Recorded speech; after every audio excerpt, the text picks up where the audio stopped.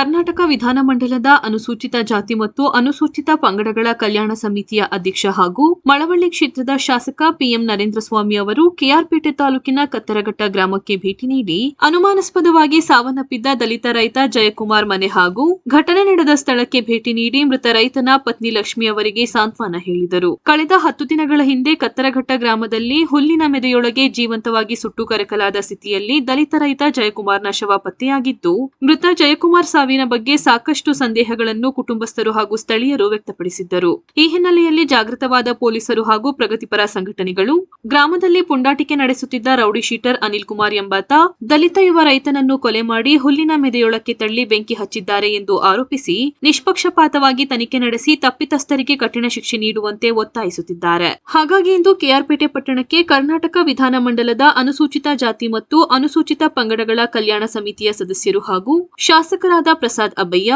ಡಾ ತಿಮ್ಮಯ್ಯ, ಅಭಯ್ ಪಾಟೀಲ್, ರಾಜ್ಯ ಭೋವಿ ನಿಗಮದ ಅಧ್ಯಕ್ಷರಾದ ಚಂದ್ರಪ್ಪ, ಶಾಸಕ ಎಚ್ಡಿ ಮಂಜು, ಮೈಸೂರಿನ ದಕ್ಷಿಣ ವಲಯದ ಐಜಿಪಿ ಬೋರಲಿಂಗಯ್ಯ, ರಾಜ್ಯ ಪೊಲೀಸ್ ಮಹಾನಿರ್ದೇಶಕರಾದ ಅರುಣ್ ಚಕ್ರವರ್ತಿ, ಮಂಡ್ಯ ಜಿಲ್ಲಾಧಿಕಾರಿ ಡಾ ಕುಮಾರ್, ಜಿಲ್ಲಾ ಪೊಲೀಸ್ ವರಿಷ್ಠಾಧಿಕಾರಿ ಮಲ್ಲಿಕಾರ್ಜುನ ಬಾಲದಂಡಿ ಅವರ ತಂಡದೊಂದಿಗೆ ಕತ್ತರಘಟ್ಟ ಗ್ರಾಮಕ್ಕೆ ಭೇಟಿ ನೀಡಿ ಸಮಿತಿಯ ಅಧ್ಯಕ್ಷ ನರೇಂದ್ರ ಸ್ವಾಮಿ ಘಟನೆ ನಡೆದ ಸ್ಥಳಕ್ಕೆ ಭೇಟಿ ನೀಡಿ ಗ್ರಾಮಸ್ಥರು ಹಾಗೂ ಮೃತ ರೈತನ ಪತ್ನಿಯೊಂದಿಗೆ ಮಾತನಾಡಿ ಪರಿಶೀಲನೆ ನಡೆಸಿದರು. ಮೃತನ ಕುಟುಂಬ ಸದಸ್ಯರೊಂದಿಗೆ ಮಾತನಾಡಿದ ನರೇಂದ್ರ ಸ್ವಾಮಿ, ನಿಮ್ಮೊಂದಿಗೆ ನಾವಿದ್ದೇವೆ, ಸರ್ಕಾರ ನಿಮ್ಮೊಂದಿಗಿದೆ, ಹೆದರಬೇಡಿ, ನಿಮ್ಮ ಪತಿಯ ಸಾವಿಗೆ ನ್ಯಾಯ ದೊರಕಿಸಿಕೊಡುತ್ತೇವೆ, ಧೈರ್ಯವಾಗಿರಿ ಎಂದು ಸಾಂತ್ವನ ಹೇಳಿದರು. ಈ ಸಂದರ್ಭದಲ್ಲಿ ಸಮಾಜ ಕಲ್ಯಾಣ ಇಲಾಖೆಯ ಆಯುಕ್ತ ರಾಕೇಶ್ ಕುಮಾರ್, ಮುಖಂಡರಾದ ವಿಜಯ ರಾಮೇಗೌಡ, ಬಿಎಲ್ ದೇವರಾಜು, ಮಲ್ಲಿಕಾರ್ಜುನ, ಅಪರ ಪೊಲೀಸ್ ವರಿಷ್ಠಾಧಿಕಾರಿ ತಿಮ್ಮಯ್ಯ, ಡಿವೈಎಸ್ಪಿ ಪಿ ಚೆಲುವರಾಜು ಸೇರಿದಂತೆ ಮತ್ತಿತರರು ಉಪಸ್ಥಿತರಿದ್ದರು.